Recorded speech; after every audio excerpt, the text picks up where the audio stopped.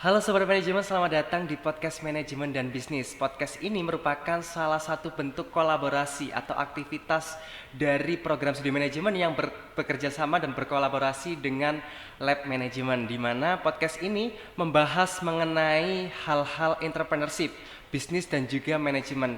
Tentu saja hal ini berkaitan tentang pengembangan pada program studi manajemen Universitas Muhammadiyah Malang. Nah, tentunya tapi sebelum itu perkenalkan, nama saya Anas Rizky yang akan membawakan di episode kali ini, di mana pada episode kali ini akan membahas mengenai respon dan peluang program studi dalam menghadapi tantangan bisnis baru. Nah, saat ini dunia bisnis terus berkembang dan semakin dinamis, maka dari itu universitas harus mengantisipasi dan mempersiapkan mahasiswa mereka agar siap menghadapi tantangan tersebut. Nah, mari kita simak dan kita jelajah sekaligus kita kulik bersama bagaimana sih persiapan prodi manajemen untuk menggembleng atau memberikan kesigapan mahasiswa dalam menghadapi tantangan bisnis di era ini. Tapi sebelum itu saya perkenalkan terlebih dahulu sosok figur terbaik di prodi manajemen sekaligus Ketua Program Studi Manajemen, Dr. Nurul Asfia MM, atau yang bisa kita kenal dan kita sebut sebagai Ibu Nurul. Selamat pagi Ibu Nurul. Selamat pagi Ana, selamat Sehat, pagi Ibu? semua. Alhamdulillah sehat. Alhamdulillah. Aktivitasnya apa aja ini Ibu? Kalau ditanya aktivitasnya satu persatu agak sulit ini menerjemahkannya satu persatu ya. Tetapi secara global kita tetap berada pada konstruk Tridharma perguruan tinggi tentunya gitu ya. Oke, baik. Ibu kan sering bicara mengenai agent of change atau agen pembawa sebuah perubahan. Nah, mahasiswa kan dituntut 5 tahun ke depan atau 10 tahun ke depan kita harus jadi apa? Harus dipersiapkan dari sekarang. Nah, mungkin bisa diceritakan Ibu mengenai program studi manajemen ini seperti apa? Terus juga kesiapan untuk mahasiswanya juga seperti apa? Baik. Ya, ini kita bincang-bincang aja ya Nas ya. Jadi kalau di prodi manajemen pada dasarnya kita itu kan ya memang basic ilmu kita ya tentu ilmu manajemen. Nah, dari basic ilmu manajemen ini kita dikembangkan berdasarkan pada 4 bidang yang ada. 4 bidang. Ya, 4 bidang itu tentunya ya manajemen keuangan, ada manajemen pemasaran, manajemen sumber daya manusia, dan manajemen operasional. Itu yang ada di sini. Nah, kenapa kok perlu saya sampaikan ini, Nas? Karena tidak semua prodi manajemen di Indonesia ini begitu ya, itu mengembangkan 4 hal tadi. Ada juga yang tidak sama. Tapi kami masih sampai dengan hari ini masih konsisten mengembangkan yang 4 bidang tadi. Oke, luar biasa sekali tentunya Ibu nih ya. Manajemen juga, prodi manajemen juga memberikan dorongan terhadap mahasiswa melalui 4 bidang tersebut. Di mana 4 bidang tersebut itu merupakan bentuk dari gemblengan nih untuk mahasiswa manajemen sendiri. Nah, tentunya dalam menghadapi era bisnis ini, Bu, kan sangat beragam dan sangat dinamis. Kira-kira apa sih Bu yang dipersiapkan dari prodi manajemen? Oke. Ya, jadi setiap prodi itu kan dikembangkan berbasis pada kurikulum gitu ya. Nah, kurikulum kami itu sebagaimana yang tadi saya sebutkan ada 4 bidang yang akan dikembangkan berdasarkan 4 bidang tadi begitu. Namun demikian kita juga mempunyai basis yang didasarkan pada hasil survei. Nah, survei itu ditujukan kepada mahasiswa atau alumni begitu. Nah, dari alumni dan mahasiswa inilah yang kemudian kita mengetahui, kita mendapatkan informasi gitu ya. Nah, informasinya apa? Nah, informasinya adalah kita mempunyai 3 karakter lulusan gitu ya. Oke, 3 Nah, karakter lulusan, karakternya apa aja nih? Oke, 3 karakter lulusan tadi kita mempunyai karakter yang pertama adalah entrepreneur, kemudian yang kedua adalah researcher atau academician nantinya begitu, dan yang berikutnya adalah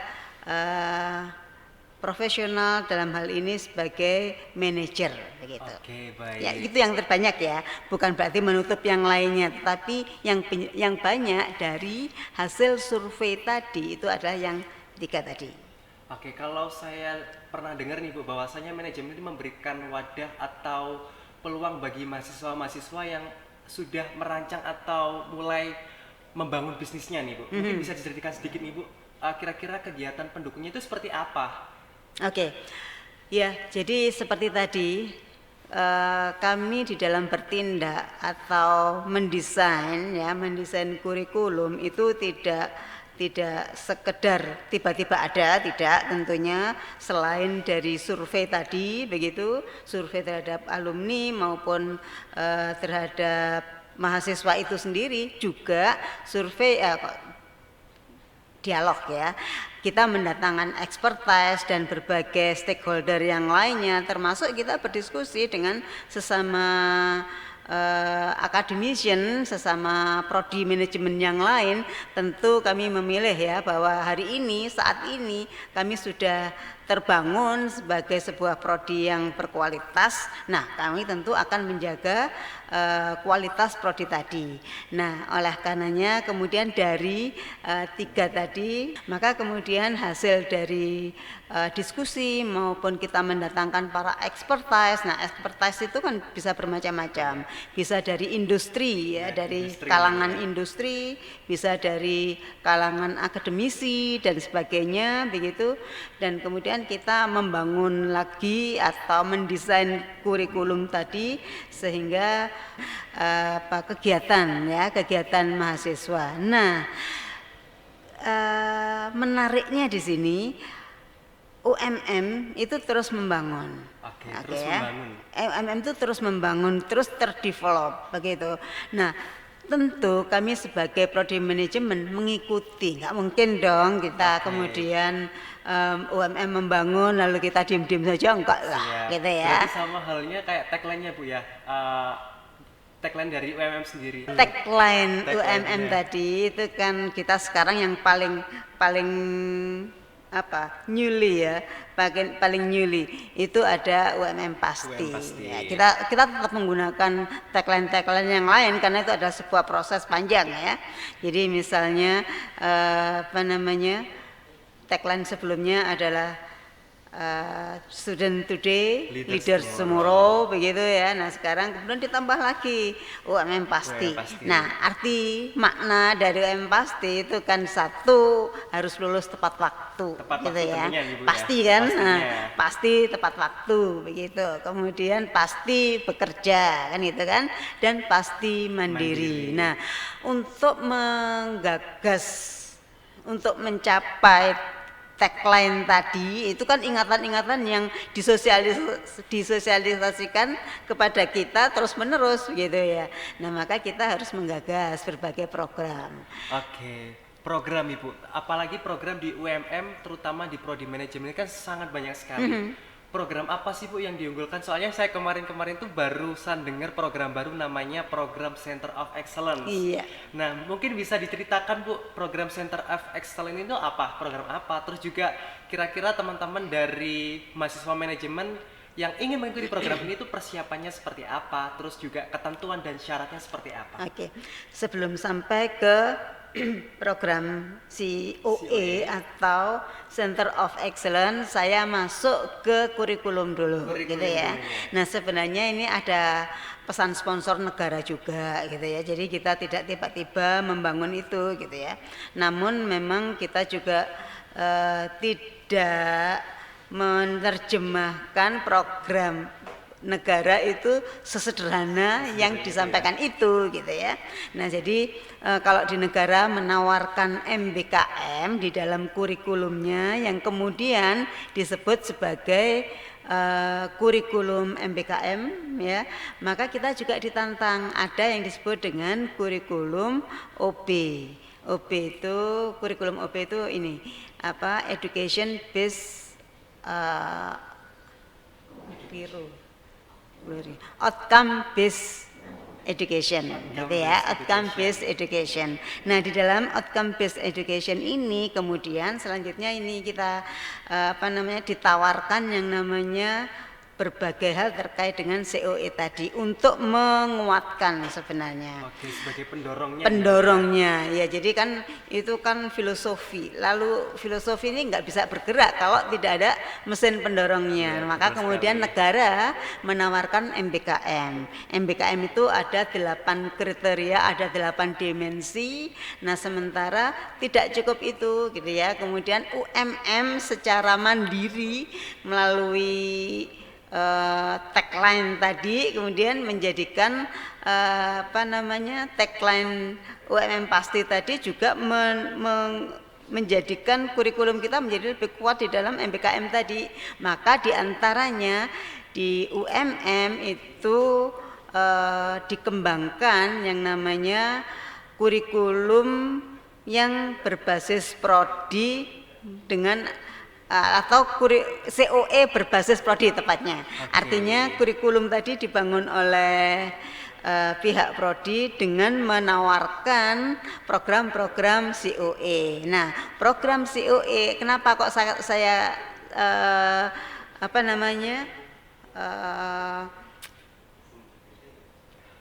komparasikan dengan MBKM karena itu versinya UMM, begitu. Jadi ini punyanya UMM ini. Iya. Jadi UMM itu punya kekhasan di situ sebagai yang disebut sebagai Center of Excellence. Nah, Center of Excellence di UMM ini, gitu ya, itu berbasis prodi. Nah, prodi manajemen mempunyai 2 COE. Ada.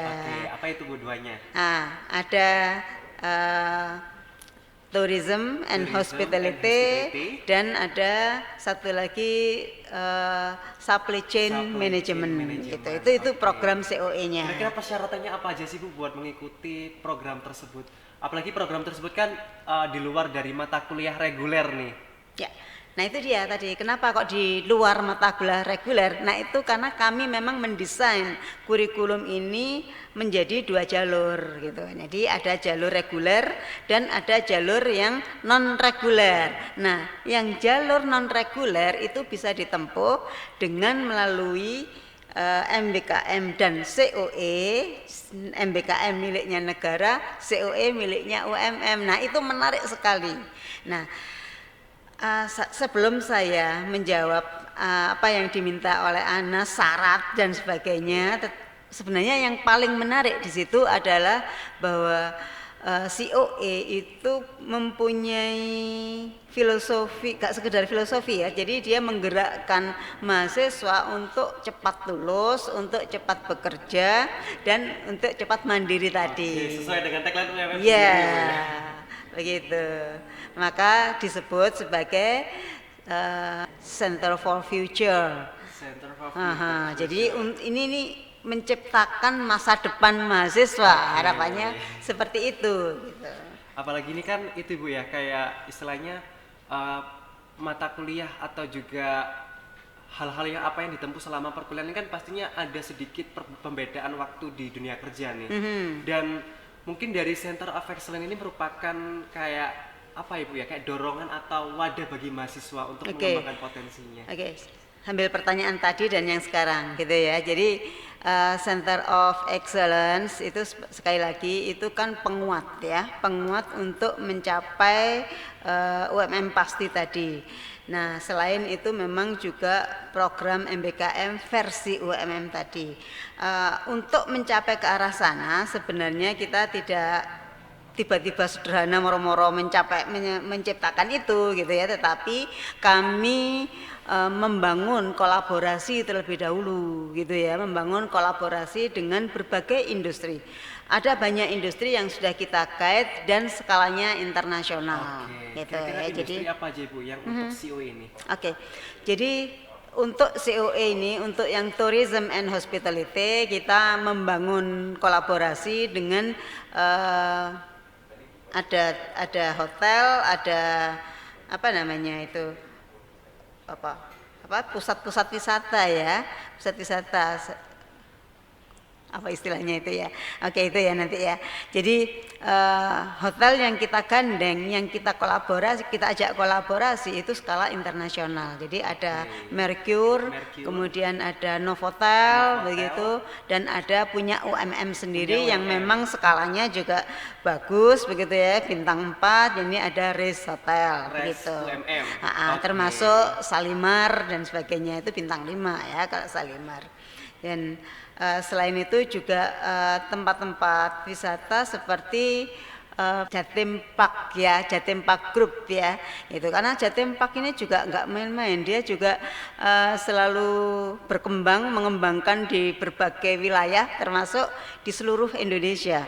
Yang paling baru yang sedang dikerjakan itu kan di luar Jawa begitu. Apalagi dunia pariwisata sama perhotelan ini sekarang menjadi kayak apa Ibu ya, kayak pendorong perekonomian terbanyak nih atau penambah nih, soalnya hal ini berkaitan dengan SDGs atau Sustainable Development Goals, bahwasanya pariwisata ini menjadi peluang Bu untuk bisnis.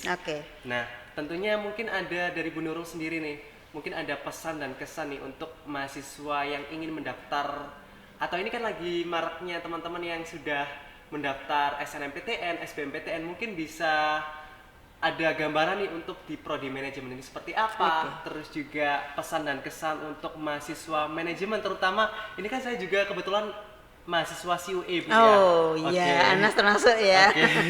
Kesempatan juga luar biasa buat saya Ibu bisa berproses di sini juga. Mungkin Bu Nurul bisa memberikan pesan dan kesan nih untuk mahasiswa manajemen sendiri dan calon mahasiswa yang akan mendaftar di prodi manajemen. Sebelum sampai kepada pesan ya, jadi COE itu kan bisa diselenggarakan atau bisa diikuti oleh mahasiswa di semester 6 gitu ya, di semester 6, dan pelaksanaannya kan 2 semester, semester 6 dan 7 begitu ya. Jadi kalau semester sebelumnya di semester 1 sampai dengan 5 itu adalah penguatan keilmuan dari prodi manajemen itu sendiri, atau itu lebih disebut sebagai inti dari ilmunya prodi manajemen, maka jangan ditinggal begitu ya, jangan ditinggalkan. Nah sementara untuk COE, untuk kelas COE, maka itu dia nantinya akan berkembang kepada kelas yang lebih implementatif gitu ya, dan oleh karenanya kita kemudian bekerja sama dengan pihak DUDI, dunia usaha, dunia industri, seperti contoh yang tadi saya sebut. Itu tadi yang contoh yang saya sebut itu kan ada di tourism and hospitality gitu ya. Nah sementara untuk supply chain management kita juga nggak main-main menggandeng atau mengajak kolaborasi dengan Berkat Ganda Sentosa, kemudian juga dari DUDI dari internasional seperti Sel Jedang begitu ya, ada dari Sel Jedang. Kemudian kita juga mempunyai kolaborasi yang segera kita tanda tangani MOU-nya dari perusahaan-perusahaan yang bonafide yang lainnya, karena memang tidak mudah untuk masuk di kelas COE ini begitu ya, karena untuk kelas COE ini mereka harus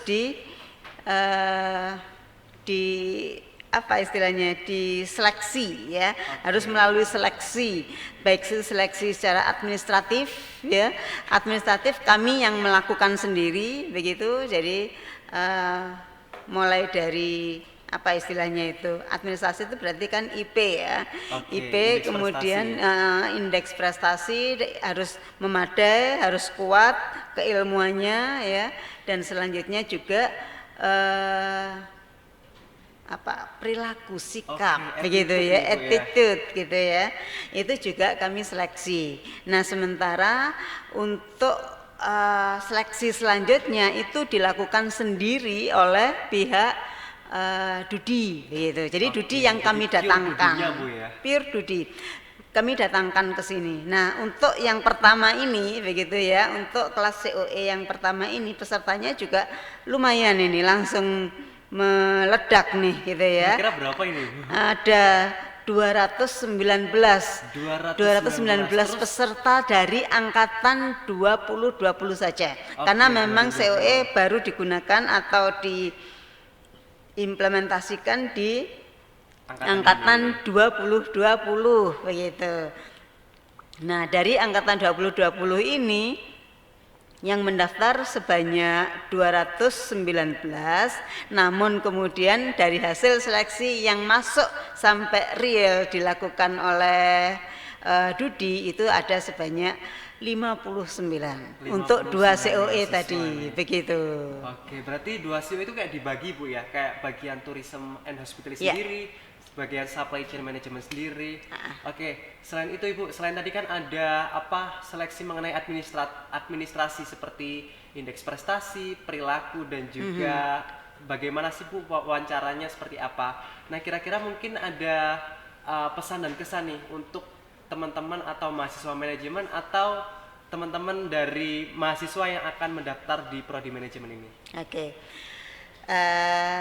Jadi gini, kalau kami sudah menyiapkan menyiapkan program-program untuk menggapai masa depan, untuk mencapai Indonesia emas di mana tahun 2045 nanti itu kan Indonesia akan mencapai umur 100 tahun gitu ya. Ya, di 100 tahun Indonesia merdeka, maka kita berharap begitu ya, para alumni kita gitu ya mampu mengisi negara ini dengan lebih baik, dengan lebih siap, dan tentu masuk ke dunia global yang sesungguhnya gitu.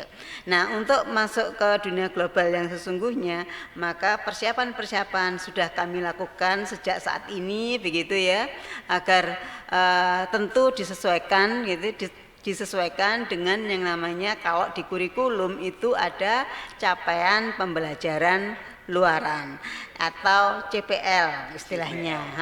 CPL itu kemudian kami desain di sini agar mahasiswa dari sisi kompetensi ya, kompetensinya itu berarti kita melihat dari sisi attitude ya, dari sisi attitude, dari sisi knowledge, dan dari sisi skill, yakni skill itu baik skill yang khusus maupun skill yang umum itu dapat mempermudah dan menjadi alumni kita nantinya gitu ya mampu berkompetensi ya, jadi kompetensi itu agar mampu berkompetisi di dunia global nantinya.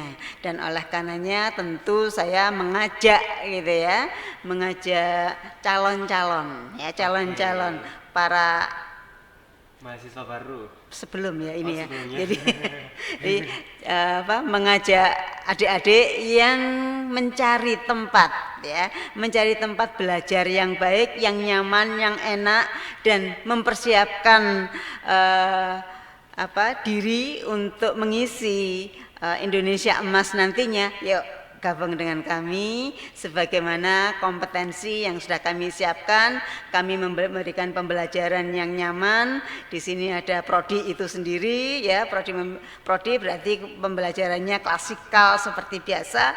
Namun kami juga ada namanya laboratorium manajemen begitu, di mana di laboratorium manajemen tentu asah skillnya menjadi lebih baik gitu ya, lebih lebih tajam ya, asah skillnya baik skill khusus maupun skill umumnya, dan selanjutnya tentu attitude. Nah, oleh karenanya pembelajaran yang kami bangun itu sebisa mungkin adalah pembelajaran yang menyenangkan, yang membahagiakan.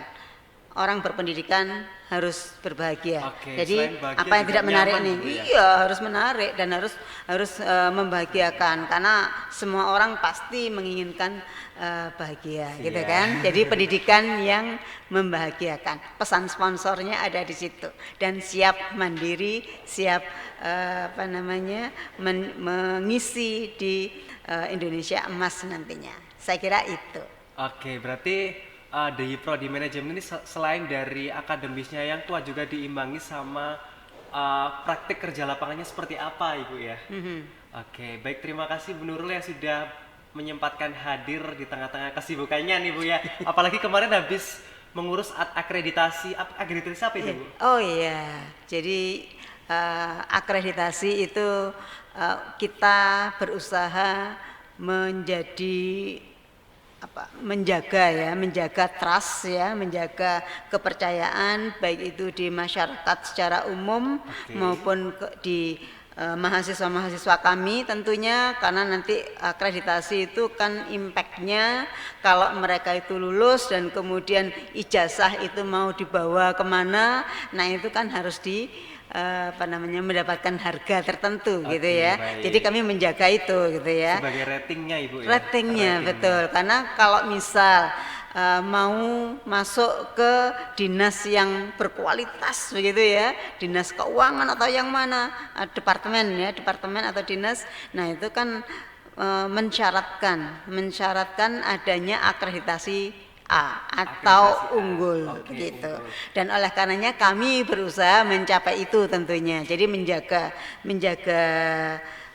trust, menjaga kepercayaan, agar kepercayaan baik itu mahasiswa, alumni maupun stakeholder yang lain, masyarakat secara umum itu tetap terjaga.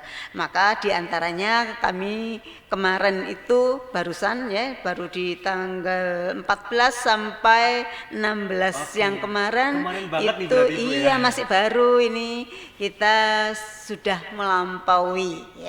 melampaui akreditasi FIBA atau akreditasi internasional yang itu pusatnya ada di Jerman. Nah, kebetulan kami akreditasinya by daring kemarin, tetapi tidak mengurangi maknanya bahwa di akreditasi itu sudah kami banyak ceritakan karena memang ditanya bagaimana Anda menyiapkan mahasiswa atau alumni Anda begitu ya untuk memasuki dunia global, dunia internasional dengan berbasis values Islamic values begitu, tetapi mampu berkompetisi di tingkat global, dan kami sudah menjawab itu semua dengan insya Allah baik begitu ya, dan ini kita tinggal menunggu hasilnya. Oke, tinggal menunggu hasilnya dengan persiapan yang sangat benar-benar lama banget nih Bu yang dinanti-nantikan. Terus juga apalagi visi misi yang dibangun atau yang dibuat oleh Ibu Nurul sendiri sama Prodi ini harus benar-benar dikuatkan, dikencangkan Ibu ya. Oke, terima kasih Bu Nurul yang sudah berkesempatan hadir di tengah kesibukannya, dan terima kasih untuk Sobat Manajemen yang sudah stay tune di podcast Manajemen dan Bisnis. Terima kasih, saya Anas pamit undur diri. Wassalamualaikum warahmatullahi wabarakatuh.